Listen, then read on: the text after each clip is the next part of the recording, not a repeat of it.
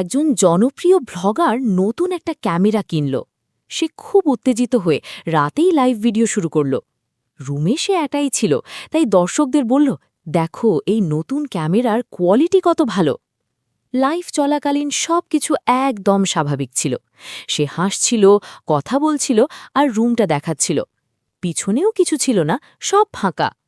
Live শেষ হবার পর সে ভিডিওটা এডিট করার জন্য ফুটেজ দেখতে বসে। প্রথমে সব ঠিকই ছিল, কিন্তু হঠাৎ এক জায়গায় এসে সে থেমে যায়। ফুটেজে দেখা যাচ্ছে তার ঠিক পিছনে অন্ধকারে কেউ দাঁড়িয়ে আছে। সে দ্রুত পেছনে ঘুরে তাকায়, কিন্তু তার রুমে তো কেউ নেই। ভয়ে সে আবার ফুটেজটা চালায়। এবার আরও স্পষ্ট দেখা যায় একটা কালো ছায়ামূর্তি ধীরে ধীরে তার দিকে এগিয়ে আসছে। আর শেষ ফ্রেমে সেই ছায়াটা ক্যামেরার খুব কাছে এসে ফিসফিস করে বলে, ক্যামেরা কখনো মিথ্যা বলে না।